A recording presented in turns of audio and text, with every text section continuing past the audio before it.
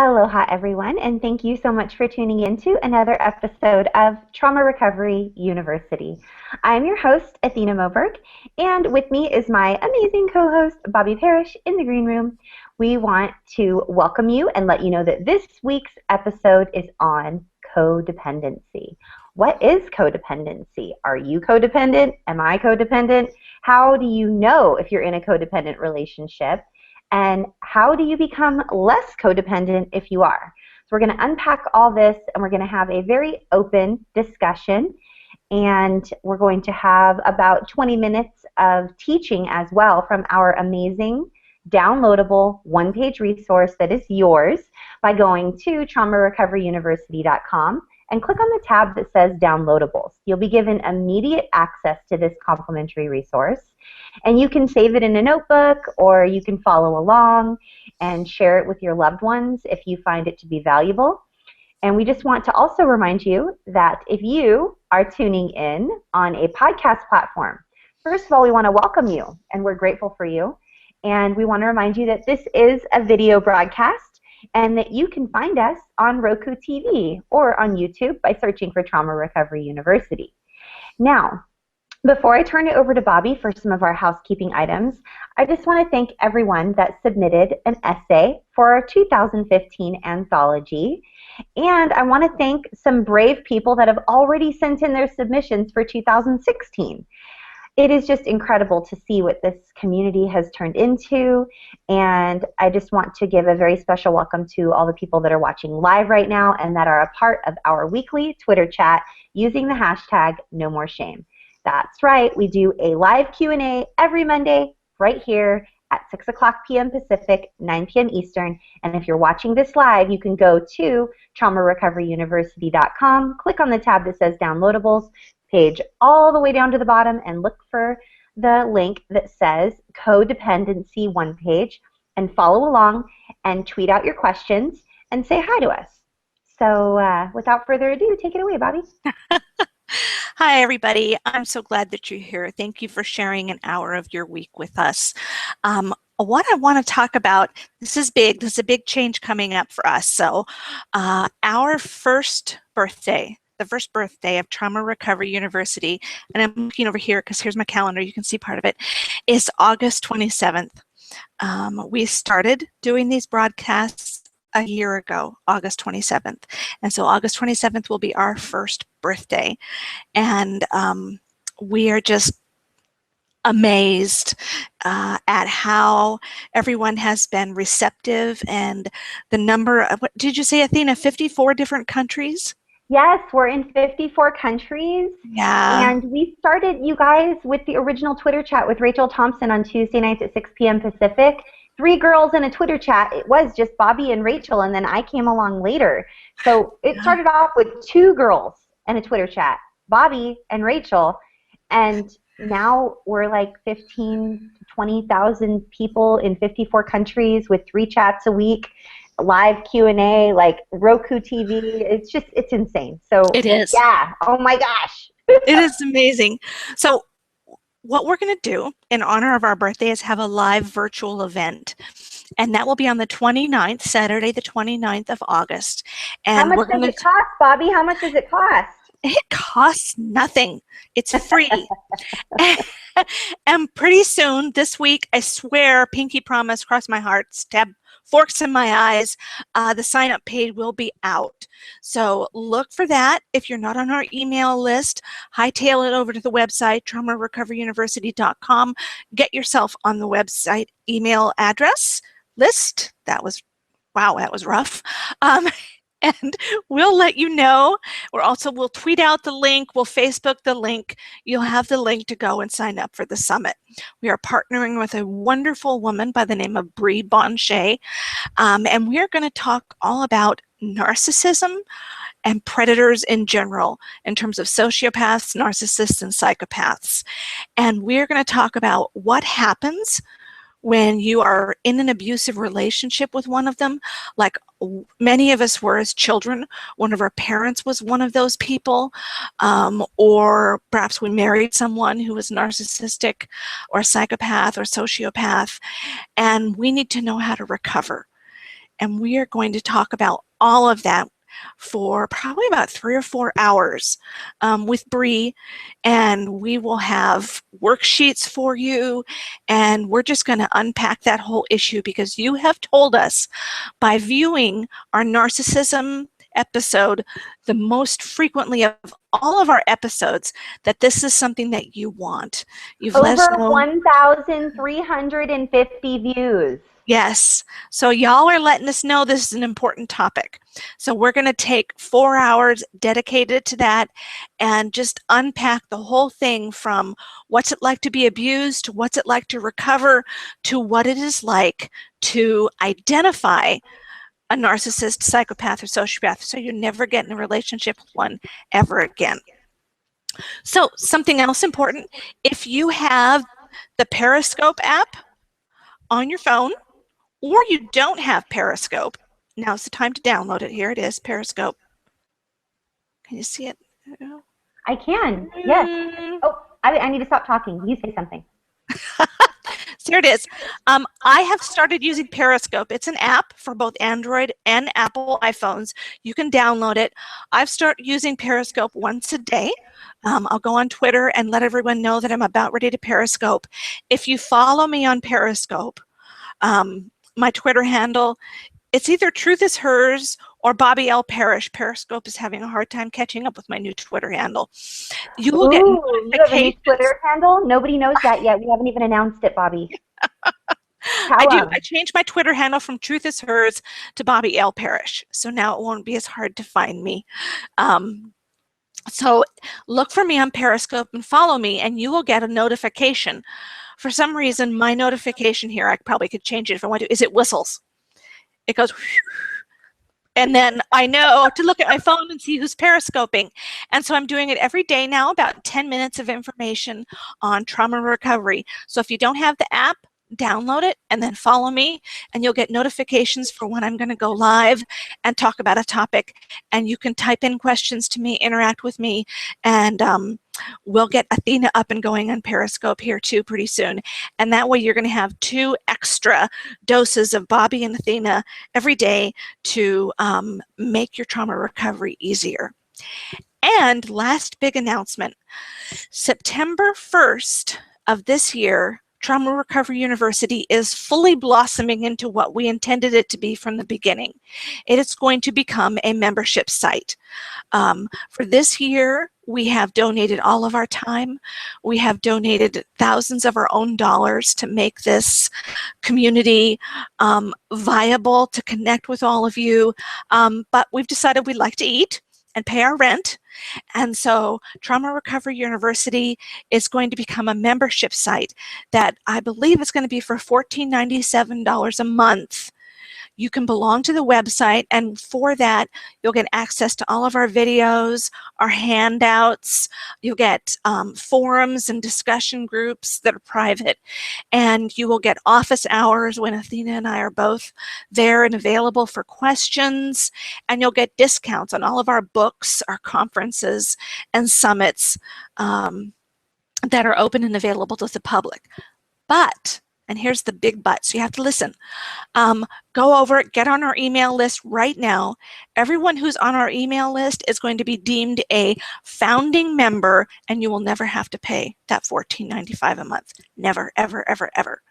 Everyone else will, except you, because you are so special to us and you have supported us as we have built this business up over the last year. So it's very important. If you're not on the email list, run real quick. You have about 35 days to get on the email list before September 1st, because on September 1st, if you want to belong to Trauma Recovery University, you will need to pay the membership fee. We'll still be here live every Monday night.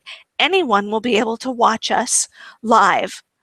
But after that, it's going to go behind the paywall on Trauma Recovery University. So season 1, that's what we're calling it, our first year, will always be available on YouTube, always be available on Roku TV.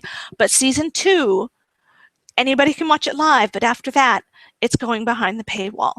And maybe it'll stay there for about 6 months or so, and then it'll go up on Roku and YouTube. But for at least a good chunk of time, only the people who are members of Trauma Recovery University will be able to watch those videos and get the downloads. So we want you to get in there. We want you to have a chance to get it all for free.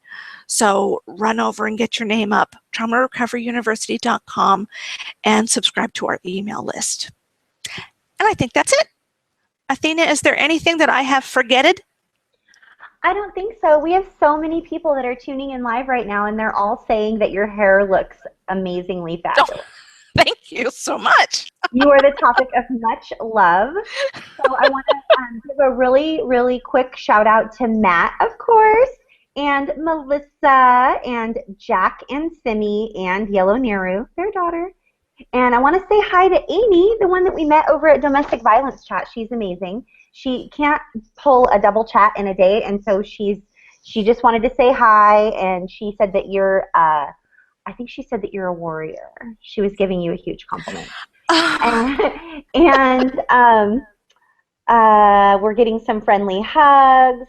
My little gal Sarah that I Yes. spoke about, she used our hashtag, and she's struggling right now. She says that she's ashamed, and so she's struggling a little bit. So you guys, I'm just asking for you to please just love on Sarah and support her. She's beginning her recovery journey, and I am so proud of her. So please just be super duper kind to little Miss Nara Sarah. And Tiffany is the one who started off by saying that your hair looks fabulous, and that she says you're glowing. And I think, she says I look fabulous. Thank you. You look fabulous. I feel fabulous now. I think I just blushed. I did. I just blushed. Look at my face. Okay. Okay. So other than that, I think we're just going to jump right into a topic of codependency and talk about what it is and what it isn't. And I know that there's a little bit of confusion about what exactly it means. And so I just wanted to start off our conversation and just let you know, just so everybody can sort of get a feel for what codependency is, and let you know that there's no shame in it. This is all about having no more shame, hence the Twitter chat that we're doing right now, hashtag no more shame. Please join us, live Q&A, ask us your questions. But I want to talk a little bit about people-pleasing, you guys. I started a book 9 years ago. I started doing some research about 15 years ago when I started my recovery journey.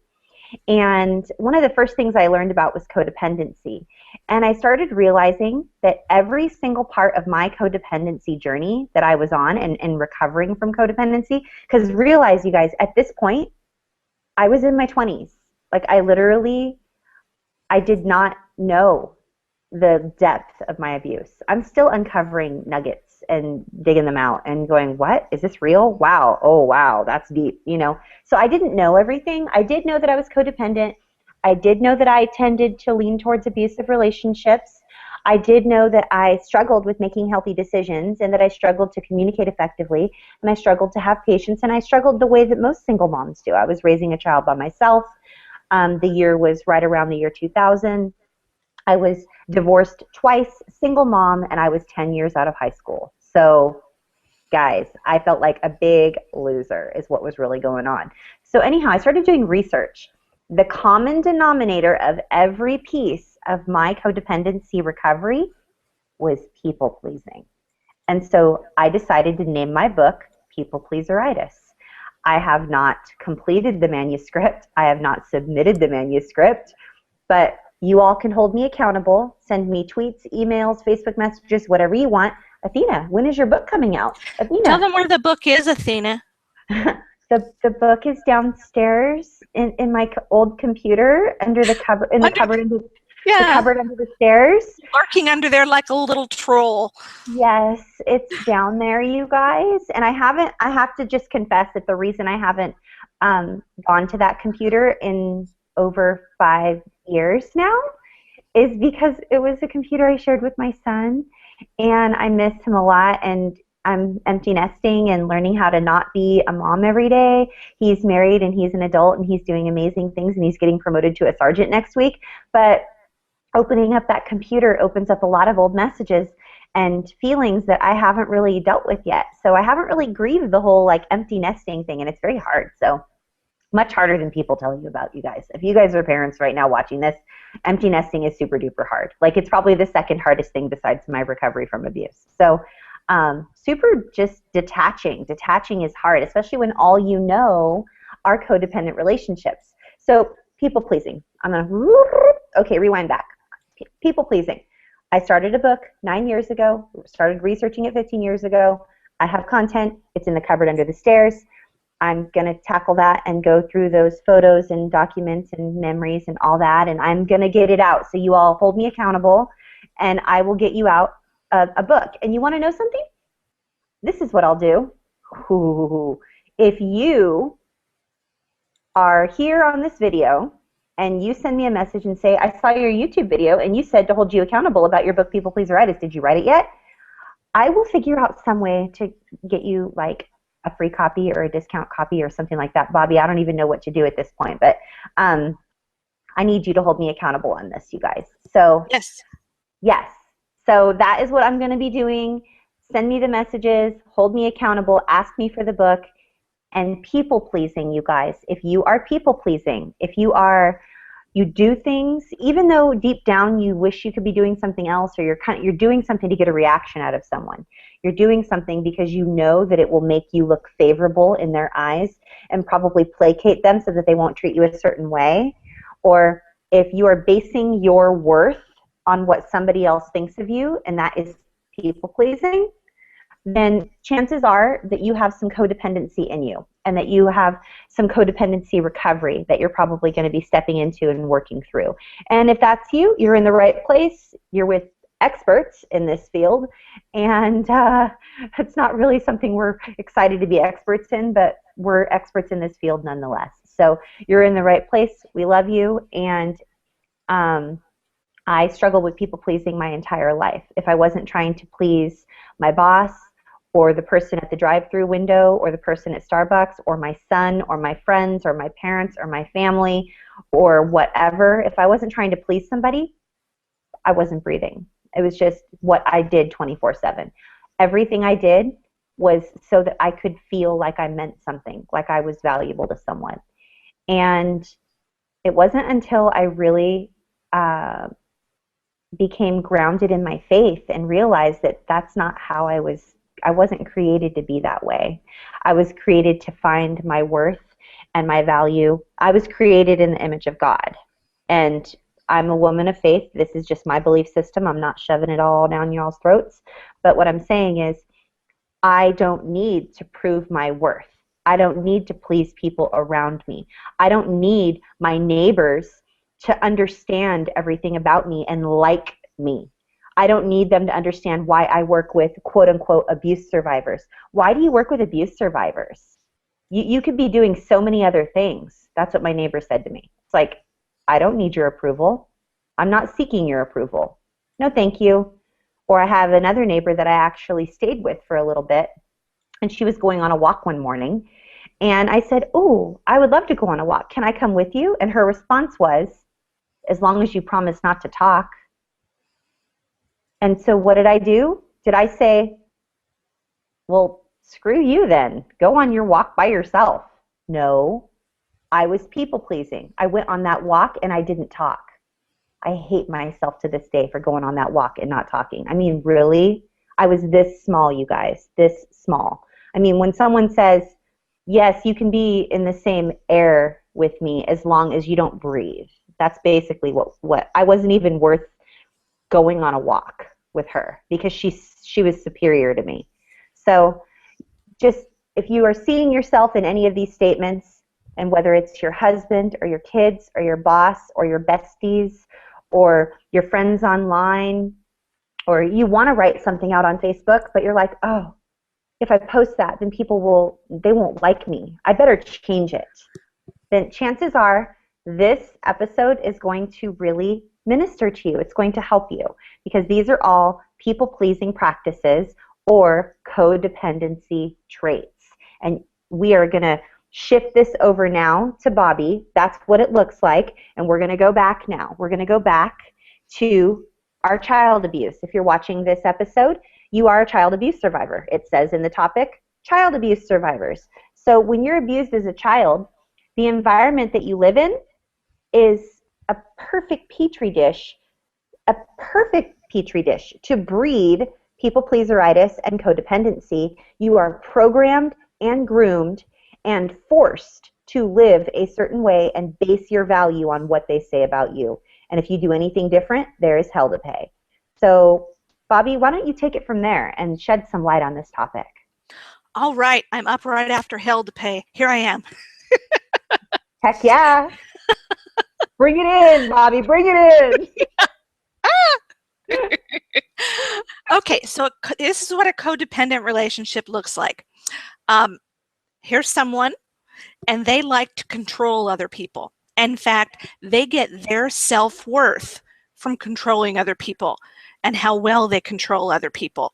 So if they have someone under their thumb, they are happy as can be. Or the opposite is true. If that person they're trying to control misbehaves or doesn't acquiesce to what they want, they get very angry and they get upset, and they can act out in horrible ways. Okay, so here's us as a child. Someone in our family, our abuser, or perhaps the enabler of the abuser, or perhaps it's someone else in your family, an older sibling, they have this need to control, and you become the victim. And they raise you with the thought and the belief that you have no value unless they give you some. They don't try and build up your self-esteem. They don't try to build up your independence.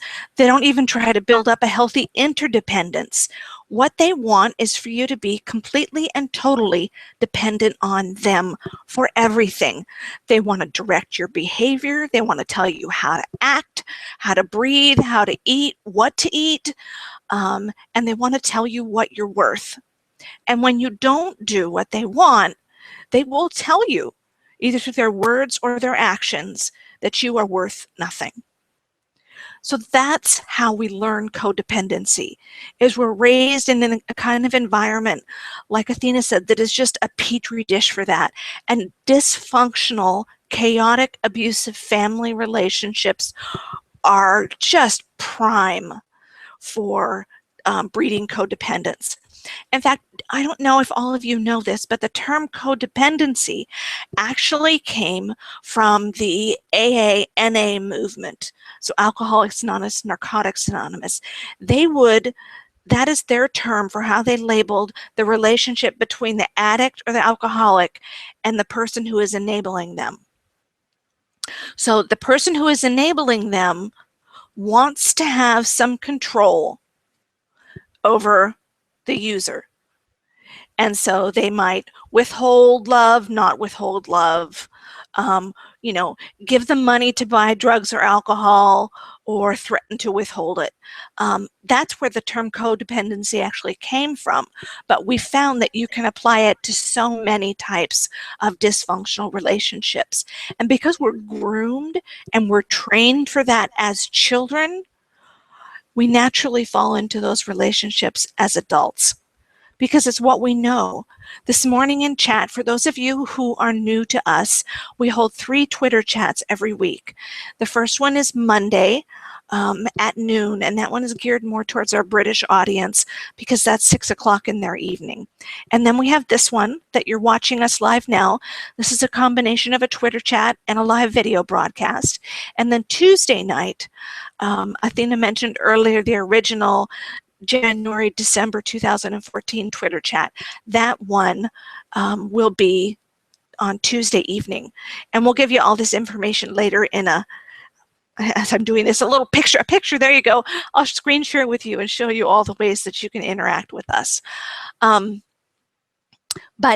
this morning we talked about codependency in chat, and there were so many people talking about how they felt they were raised in these codependent relationships where they felt like they didn't even have the permission to breathe unless it was given to them by their abuser. Hey, Bobby, Colin, really quick, he wants to know if codependency is another name for Stockholm Syndrome. And that is the third person that has asked me that question today since chat.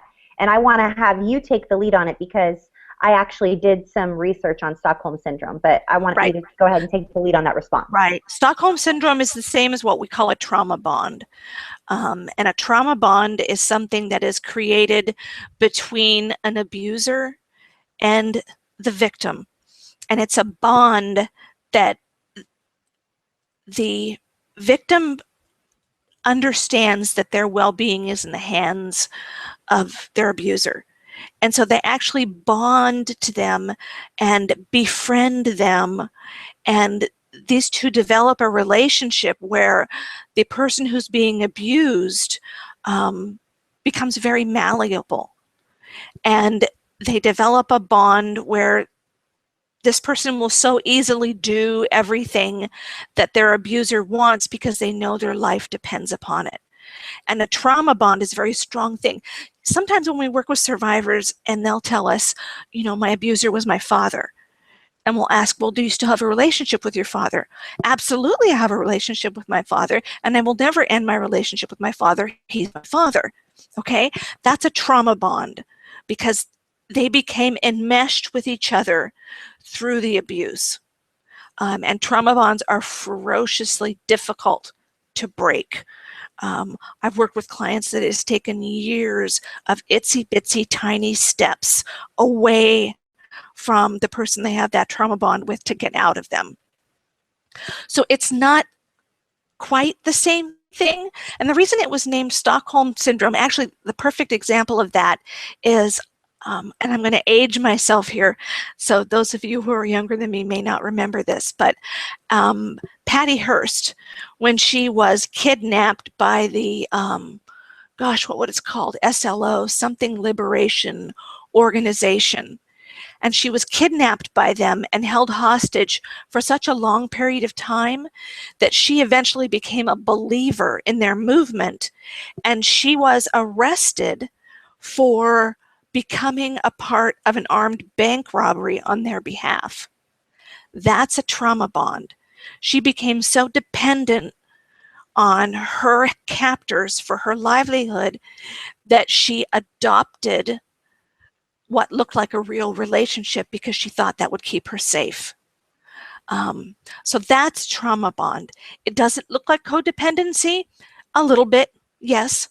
I think that if you are involved in Stockholm Syndrome or you're involved with in a trauma bond with someone, that relationship is codependent. Right. But for you to be involved in a codependent relationship, you are not necessarily experiencing Stockholm Syndrome or a trauma bond. Exactly. Perfect. So not everyone has a trauma bond with their abuser, but most people get taught about having a codependent, are groomed for having a codependent relationship when you have a family member who is your abuser. I know that, for example, this wouldn't apply to people if your abuser was your soccer coach or your school teacher. You know, you may very well have had a very healthy family relationship and codependency is not an issue for you. But for those of us who grew up in chaotic or dysfunctional or abusive families, codependency can very much be an issue for us because we are taught that we have no value unless somebody else gives it to us. And that we don't have a lot of experience of making our own decisions for ourselves because somebody else made them for us and they told us this is what you're going to do and this is how you're going to do it, and the reason you're going to do it is because if you do, I will love you. And we're a child. Oh, and when they withhold the love, yes, when they show you their disapproval when you don't do things their way, even if it's silence or you're invisible or screaming and yelling or go to your room or I'm going to give you something to cry about or whatever. Yeah, again, this is what I was. Oh yeah, Tiffany says that we had her at Hell to Pay. You had us at hello, Tiffany. You had us at hello. So yes, you complete us. What I'm saying is that Hell to Pay has many different flavors. It does. And it looks very differently. You can Right. grow up in a seemingly healthy environment with wonderful parents who never raise their voice above a conversational tone. But if you don't behave perfectly, exactly how they want, all of a sudden they'll talk to every other person at the dinner table but you. And they'll make sure that they get peas on their plate. And here's an extra serving of this. And you get skipped over. Is there abuse going on? Is there screaming and yelling? And was it violent like mine, where the phone get ripped out of the wall and there were drugs and alcohol and police and weapons and violence and blood and craziness? No. That doesn't have to happen for it to be breeding codependence or for them to be showing their disapproval. They can show their disapproval, especially if they're very narcissistic or prideful or very passive aggressive too. Oh yeah. Like, instead of asking you how your day was, they'll ask every other person at the table how their day was. And you just get skipped over. Oh, but if you do exactly what they want and you behave just right, oh, would you like to go to the store with me? How about we go for a ride? You want to go help me do these chores? Oh, you want to go here or what? You know what? I can't wait to attend that event with you. All of a sudden you matter because you behaved. They trained you very, very well. Yes. Sorry, I just had to jump in there. You're so right. And people need to understand that codependency is not bred simply by screaming and yelling. We talked this morning in chat again about how silence is scary for most of us, because silent meant someone was just about ready to explode. And we talked about chaos too, that those of us who are raised in chaotic environments become used to chaos. I had a therapist who described it once as those of us who were raised in the deep end of the ocean with storms and huge waves that would come and swamp us at any minute, and we'd go under and we'd have to choke and sputter to stay out there and exhaust ourselves by treading water. That's the kind of chaotic family environment that I was raised in. So I'm out there in the deep end of the ocean struggling to stay alive and trying to avoid the sharks, and maybe every once in a while a piece of wood floats by that I can hang on to for a bit and catch my breath. And I'm watching the people who are on the beach, and they're playing in the waves and they're just relaxing and having a wonderful day. I don't have a clue in the world what that's like. I don't have a clue in the world how to survive in that world. And early in my recovery, if someone had said to me, hey, you want me to take you out of the deep end of the ocean and put you on the beach? I might have said no, because I know chaos. Chaos is a beast I know. And I would much rather deal with the beast I know than an environment where, for all I know, underneath the towels of those people laying on the beach lies a monster. Because that's what I learned when I was a child. No matter what, even when things were silent and they looked like they were going to go okay, boom, you know, you're ripped out of your chair by your hair for something you had no idea that you had even done wrong. So don't beat yourself up. Don't shame yourself if calm, relaxing, seemingly unconditionally lovely relationships are frightening to you, because that's not what you know. We're comfortable in what we know. And that's another reason that people fall into codependent relationships as adults, because we know them. We know how to act. We know how to respond. We know how to keep ourselves safe as best as we can. And those people know people who are codependent. And they seek us out and they watch for us and they can pick us out and they do all of that. Oh, I can't believe that, you know, somebody has snapped you up already. You are just so incredible.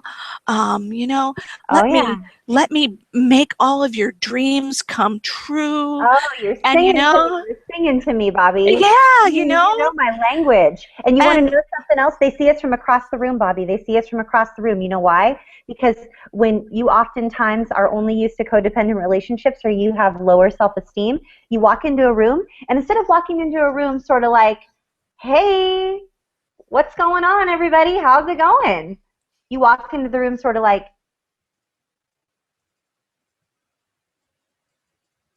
oh, right. I hope I can remain invisible so that no one will say Right. anything to me. Yeah, and maybe you sit by the fringes. You sit on the outside of the group. You don't interact with people. And then they pounce on you. They come up out of nowhere like, oh, I'm sorry. I didn't mean to bump into you. Oh, you're so beautiful. Yeah. Oh, my goodness. Why are you sitting over here all by yourself? Yes. Yeah. I hate that we know those lines, but we know that dance. Oh, yes, we know that dance. There's and the book. Oh, the book, Bobby. The book Yes. that I mentioned this morning. And oh, gosh, I'm such a dingbat. I kept saying it was Townsend and Cloud, but because they're two of my favorite authors. But it's right. Manerth and Meyer. Yes. Yeah. Sorry, Jack. But they even mention in their book, Love is a Choice. Get this visual, folks. Get this visual, what Bobby and I are describing. A codependent can walk into a room of 100 people, and there's one other codependent in that room and 99 healthy people. And guess what? Boom. They pick the one codependent in the room. It's just the way it works. It is like crazy magic. It's but like bad, like not good, like, woo, yay, that happened. It's like, oh, that is so creepy and eerie. Ew. How do I make that not ever happen again? Well, it's the way that our radar gets hardwired when we're children. And it's also, I think, a function of the fact that because we have led such a painful existence, if we run into someone else who says they've had a painful existence, we want to help. Oh, I can fix that. I've been there. I know what that's like. And some of us develop, I said in chat, I heard someone else talk about it as, I'm getting an echo, so I'm trying to adjust where I am on my computer. You're not echoing with us, but okay, I know what that's like when it echoes in your headset and it drives you flipping crazy. So yes. You do what you need to do. Sometimes if I get distance from my computer, it helps. Called a savior complex. I am going to save these people. And sometimes it's because we're very empathic. We have a huge gift for empathy, which is wonderful. Because empathy is the one thing that narcissists, sociopaths, and psychopaths don't have. They don't have a capacity for being empathetic. So we do. And so that's part of the reason, too, why we can pick out people in the room who we're drawn to because they need someone to save. But to be just to add to what you just said, to your point, Bobby. Yeah. Those people, the sociopaths and the psychopaths and the narcissists that don't have empathy, they experience human feelings, but they don't experience the same human feelings that you do. And so you're viewing those predators through your lens. Like, I would never do anything to intentionally harm someone. So these people are really normal, right? And they're not normal. They are like they're going to pounce you and crush you and devour you because they don't have empathy, but they crave, they wish they had it. So they're going after something they don't have, and they know exactly how to get it because they charm you, and they're kind, and they're speaking your language because they know how to speak empath, but they don't know how to feel empathy. Does that make sense? They speak empath, but they don't know how to feel empathy. It is a dangerous combination, right. And our virtual event on August 29th is speaking exactly to that, how to avoid these predators, how to recover from narcissistic abuse or any type of codependency or anything else that's involved in being preyed upon or tricked into being in these relationships, and how to watch out for those, like how to find actually safe people and not fall into those same relationships that you're used to falling into. Right, right. How we can reset our radar to look for healthy people. instead of so easily honing in on the dysfunctional people. That's what we want to do. We want to recover from their abuse, and then we want to reset that radar in our head so we can learn to pick out the good and the healthy people. You know, I mean, nobody out there is perfect, but we at least want someone who has some empathy and, you know, isn't going to abuse us and use us. Oh, Colin is saying that he thinks, well, Jack thinks that Colin might be experiencing codependency and trauma bonding because they're so closely related. And Yellow Nero says that this might be the reason that she's not very used to feeling so much support. And then Matt says, this is why I just kill all my feelings and relationships. Not worth the effort in my mental state. Now, we are programmed and built and created for relationships. So perhaps finding safe community and safe relationships like you're doing with us is better than having that brick wall, because a healthy boundary is a gate that keeps the bad out and keeps the good in. I'm just wanting to encourage you, Matt, because I can. And a rigid boundary is a brick wall that doesn't let good in or bad. And so we want those pliable, healthy boundaries that let the gate that swings open to let the good in and it swings shut to keep the bad out. Those are healthy boundaries. Now, the way you know you have very weak boundaries is if you just have like a piece of like streamers or like tape up where anybody can just go like, rawr, I'm going to just tear that up and I'm going to come in and I'm going to get you, and then the good is mixed with the bad and you don't know what it is and you're just like, oh, but this is familiar. So we're really wanting to encourage you to have healthy, pliable boundaries, which is the gate that swings open to let the good in and then it closes to keep the bad out. It's better than having that rigid brick wall boundary, because you are creating for yourself a prison that you will be locked inside with no one to help you, no one to love you, no one to care, and that's not really what you want deep down on a cellular level. That's just a coping strategy. So I can understand it. I can understand why. Yeah, I know you do. I know you're not dissing it. No. I'm just wanting to encourage him to allow us to love on him because we are good. Yes. You know, one of my after effects of having been abused as a child is I have a hard time with attachment bonds. I don't attach to people very easily. In fact, I rarely strongly attach to people. Someone can walk out of my life that I've loved and, you know, had a really good bond with for years, and I'm like, okay. You know, I watch people who've had friends, they've been friends with people since they were in college, and I look at that and I go, I have no clue what that's like because I don't have that.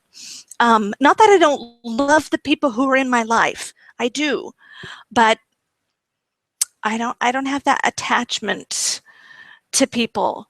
And so I can understand that I'm okay being by myself and I'm good and I don't need other people, and that's my issue. That's my stuff with attachment. So I can understand what Matt is saying.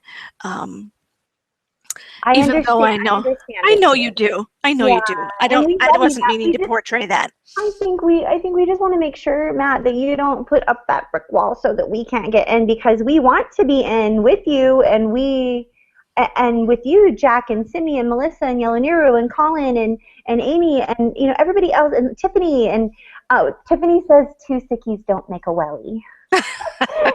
It's so true. And Colin, actually, I know that you were talking and I was monitoring. Colin needs further clarification, like as a side note later on the distinction between codependency and Stockholm syndrome. So just as a side note, we're going to handle that a little bit later, Colin. We're going to stay on topic today because we do have a one page that we're going to be pulling up right now.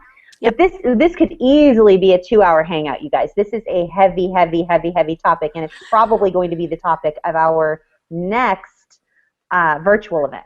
So it's just it takes a lot to unpack codependency. There are so many layers. Yeah, and you know, along to that same token, I want everyone to understand that it takes a while to stop doing this. So please don't beat yourself up if you recognize that you're doing it and you can't stop tomorrow. It takes doesn't a work long that way. time, guys. Yeah, like we've talked about before, and you guys, I know you hear us say it a lot. It's not a one and done situation. It takes a while. It takes a while. Okay, so let's look at the codependency one page. And where is this? Again, it's go to traumarecoveryuniversity.com, click on the tab that says downloadables. You'll pop in your email address and it will give you access to all of them. We realize it's a long list, and we've had some people help us to give us some code for the back end to organize it. We haven't gotten to that yet.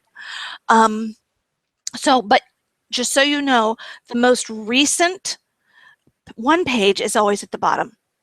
So it's the oldest on top and goes all the way down to the most recent one in reverse order. So this one will be the one all the way down at the bottom. And our one pages are designed to give you tangible, hands-on information so that you can make changes in your life right now. Both Athena and I, in case you don't know, are trauma survivors ourselves, and we know what it's like to go through the daily grind of not feeling good. And so our whole goal with these one pages is to have an easy source of information and action strategies to feel better immediately. So the first half of our one pages are typically some educational information, and then we have tips and strategies. So a lot of what you're going to see up here for information on codependency is what we've already talked about. As survivors, we're set up to become codependent because codependent relationships are those where one person seeks to control and direct another person's behavior while undermining their self-worth and fostering dependency. Now, if that's not a description of an abuse, of a long-term abuse situation, domestic violence, all of that stuff, codependency. They're one-sided at best and destructive and abusive at their worst. And then right here in big red letters, we have people-pleasing is a very common codependent behavior. While it might seem benign and harmless, people-pleasing can lead you into more dangerous traps, abusive relationships, and unhealthy behavior. So take note if you consider yourself to be a people pleaser, because that is a hallmark sign of codependence. Sometimes I hear it called approval mentality as well. Yeah, or addicted to approval. Yes, that one too. So as children, when we're raised in a dysfunctional, abusive family environment, we are encouraged, and that's a nice way to say it, to become dependent on our parents or another family member. For some families, it's a grandparent. For some families, it's an uncle. And they try to isolate us and keep us from viewing or participating in healthier environments. And I have to say that is one of the key things that I see time and time again in dysfunctional families is that effort to isolate us. When I was growing up, our social circle were our relatives, all within the same church, the same school. This is it. This is our little circle. And within that circle of about 30 people, we could roam freely. But anybody outside of that, absolutely positively not. And Athena, I know that your isolation was even more stringent than that. Yeah, kind of. I was describing to my husband this weekend that whenever I would jump in the car and my stepdad would be driving this truck, I was always forced to ride in the middle so that I would be right next to him. Uh-huh. Even when there was nobody in the other seat? Yeah. Okay. I was expected to sit in the middle. That was my spot. And of course, I wanted to be near him because he showed me love and affection. I just didn't know that it was perverted. Right. And gotcha. I wasn't allowed to go in cars with other people or do things with other people because I would probably see that the way things were done on the outside is not how we did them on the inside. Right. Yep. So, and they groom us. They absolutely positively groom us and train us by keeping us isolated, manipulation, emotional blackmail, emotional and verbal abuse, physical punishment, all tools that people will use to get control of us through codependency. And as we operate within those kinds of relationships as children, it tears down our self-esteem and leaves us dependent on other people's approval to determine the direction of our lives. As adults, due to our low self-esteem and our grooming, we easily fall prey to other codependent relationships. We don't like them, but it's the beast we know. And so that's where we go. That's what we're drawn to. For us, healthy relationships are unfamiliar and therefore they might be scary.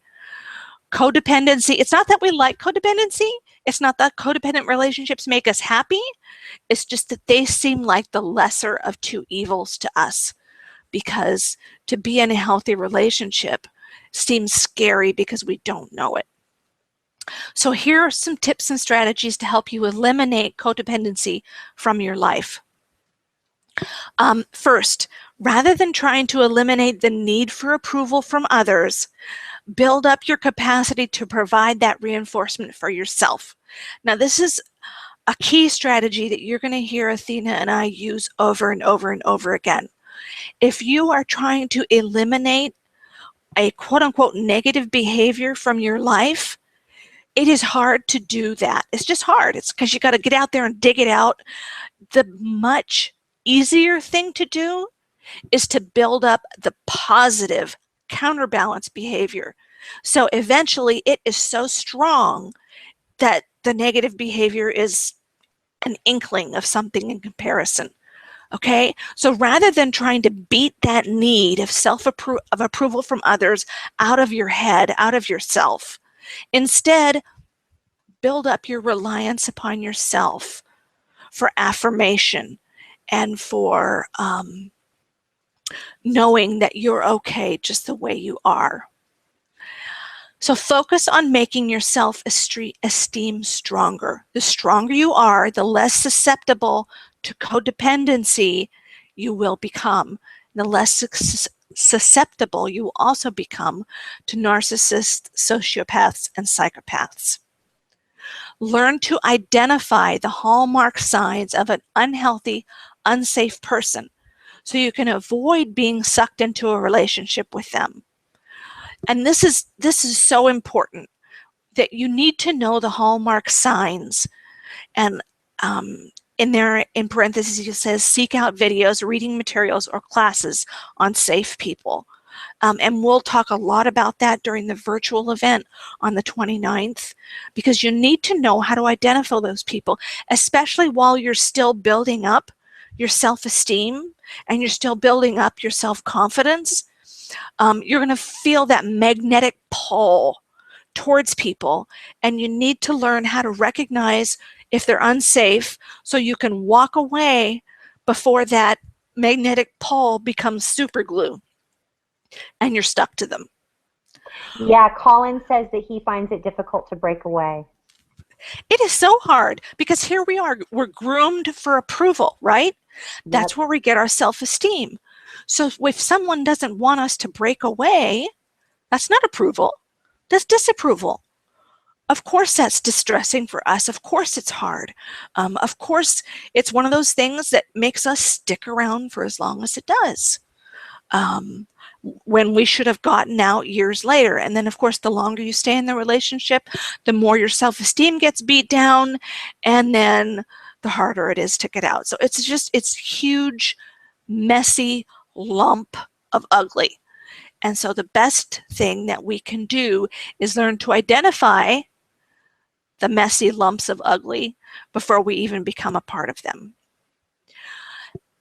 And this next bullet point, I know might sound not a really healthy thing, but reducing your dependency on relationships altogether is important, because you don't want to be dependent on a relationship. This is not to be confused with building a brick wall and isolating yourself so that you can die a lonely death by yourself with no one to know. This is about not being dependent on relationships. It doesn't mean we can't enjoy being in relationships with people. Absolutely, yes, have healthy relationships, develop interdependence with people. But we Yes. just don't want you to be dependent on having relationships with people. Enjoy learning to be by yourself. Like if you really enjoy it, not like I really, really hate this, but I'm going to act like I enjoy it because it's all I really know how to do. But if you deeply enjoy, like, you know what, I'm going to have some me time. I'm going to go here, I'm going to go there. I'm going to have some me time. And you really Yes. enjoy your me time, that is a huge sign of personal growth for the abuse survivor. Absolutely. Because alone time feels scary to abuse survivors, you guys. Because when you're all alone, you feel like you're in one of those scary movies. What happens to people when they're alone in those scary movies? Someone comes and finds them. And that's exactly what it feels like when you're a child abuse survivor and you are alone. And if you are still afraid to be alone, chances are you got some personal work to do, guys. We're here for you. I used to struggle so hard at night. Now I don't so much. I think because especially now that my son is older. But yeah, nighttime can be really, really, really, really hard for survivors being alone. Foster your self-confidence. If you're confident, you won't be looking for others to validate you, and nor will others' unhealthy behavior cause you to second guess yourself. And this is so important because when we are dependent on others for our self-worth and our validation, when they question us, like, hey, guess what? I've decided I'm going to go back to school to earn my nursing degree. You what? What makes you think you can do that? Now all of a sudden I'm second guessing myself. Here I was a split second ago, so thrilled, so excited, so energized. And now this person has made me second guess my decision. Okay? When you have the self-confidence to know what is good and best for you, when that person says, who are you Oop, to you think hit you the mute can do button. that? You hit the mute button. Hello? Bobby? No, I didn't. We lost Bobby, folks. You hit the mute button, honey. Hello? Oh, no. Oh, no. Oh, there you are. You're perfect now. Huh. My button wasn't hit, but I bonged on it and it stopped. Oh, yeah, it was Sorry. like, it made a weird sound and you were completely gone. Okay, I'm so sorry. All right, so don't let other people get you to second guess yourself. Develop that confidence in yourself so that you're not susceptible to other people tearing you down like that. And take it slow and be patient with yourself. Again, this is not a one and done thing. This is something that will take you likely a couple of years to really build up a strong self-esteem. And the pro tip, use your membership in a safe, supportive community of survivors to practice these new behaviors. And that is one of the reasons that we really, really, really, really, really encourage people to become involved in community with other survivors, is that it allows you to practice new behaviors in a safe place where you're not going to get squished like a bug if you don't do it right the first time. So, we're almost out of time. I'm going to put up our contact information. Let's see. We want you guys to know that all of these things that we're discussing, they're just what we've found to be true through our research and through living our lives and through our education and just through over time. We want you to be patient with yourselves, and we do want you to discover what works for you and what rings true for you. And trust your gut. Your gut feeling is, you're never going to be sorry if you follow your gut feeling, you guys. If you're following this one-page resource and you're making healthy choices and you have a gut feeling about someone or something, always listen to your gut. Trust yourself. Just learn to trust yourself. Absolutely, because that gut is tremendous wisdom. Tremendous wisdom. Okay, so let's look at how to interact with us. How to join our safe community. So we have the 3 Twitter chats. Monday at 10 a.m. Pacific time, 6 p.m. in the UK, using the hashtag CSAQT, which stands for Child Sexual Abuse Question Time. And then Tuesday at 6 p.m. Pacific, 9 o'clock Eastern, use the hashtag Sex Abuse Chat. And then we are here on Monday nights, 6 p.m., and the hashtag is No More Shame.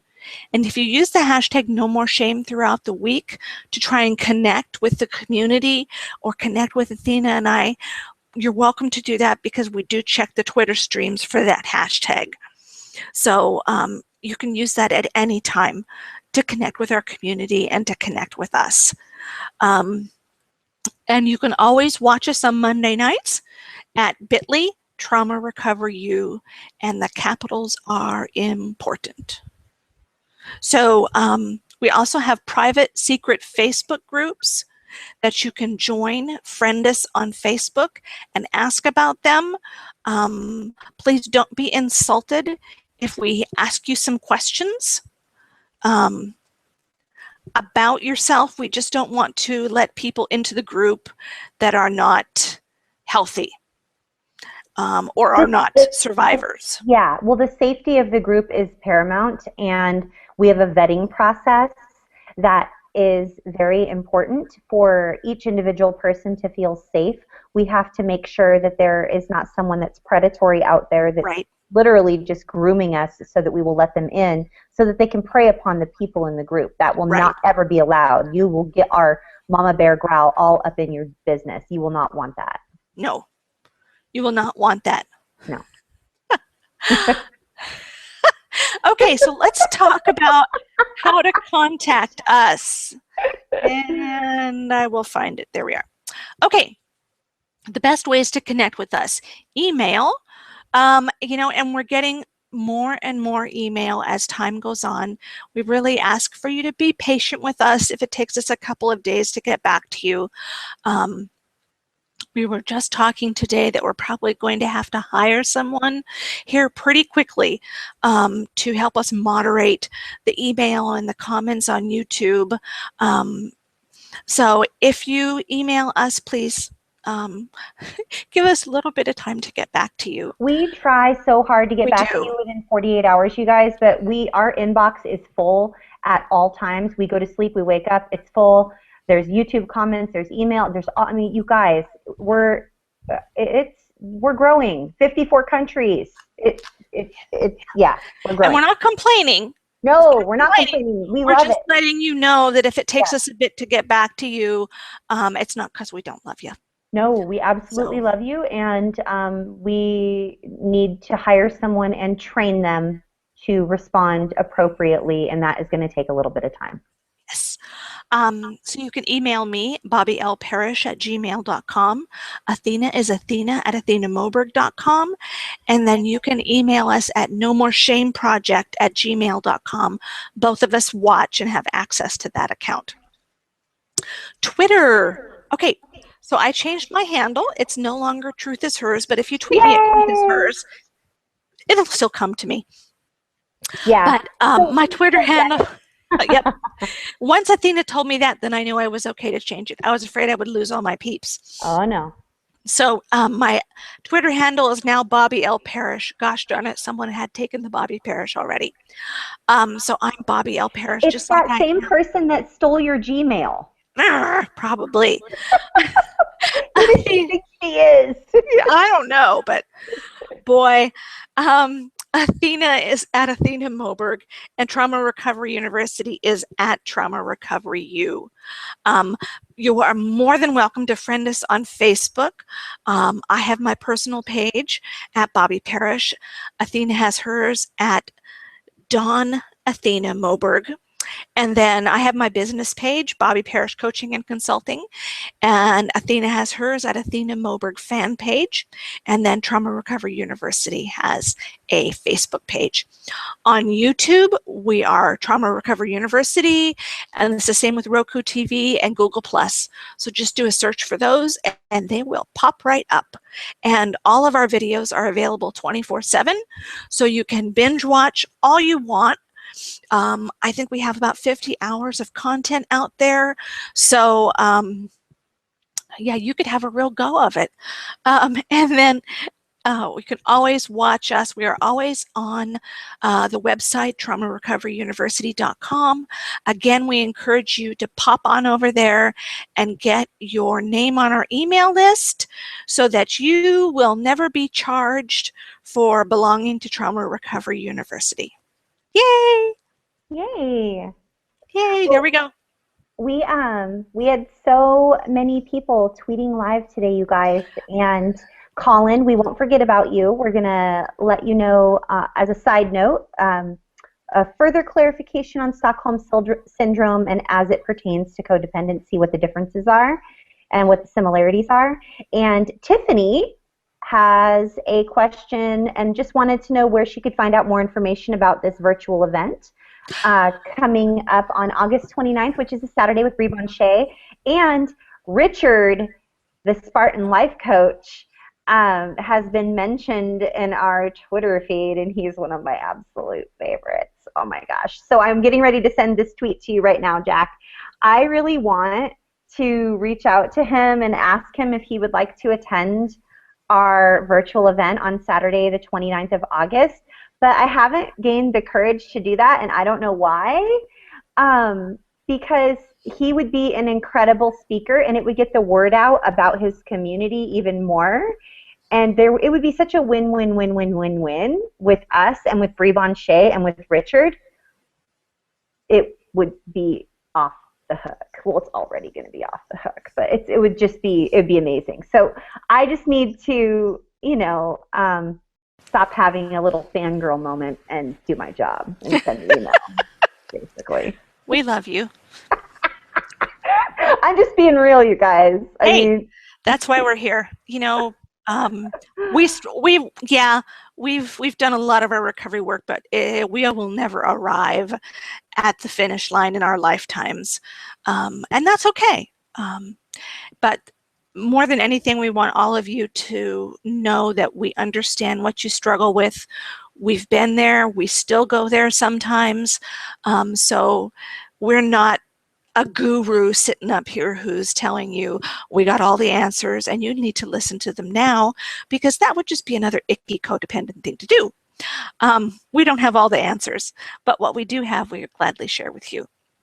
So I think that's about it. And Tiffany, I promised earlier in the broadcast that I would get the page up for you to sign up for the virtual event by the end of the week.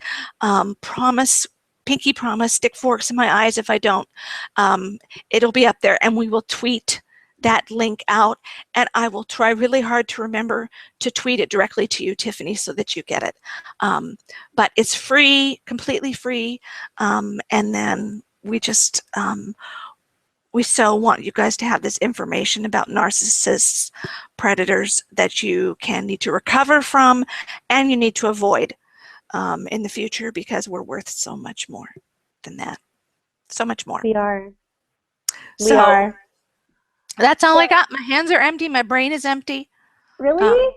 No. I'm about ready to record. I'm going to record some videos for our private coaching community that we have online for abuse survivors. And if you guys want to get invited for free, until September 1st, it's free. So if you want to be invited into our private secret Facebook group for free, up until September 1st, then you just need to send us a message or an email or friend us on Facebook or something like Bobby was saying. And then you'll get access to all of the library of videos that I post there that are private that nobody else ever gets to see ever.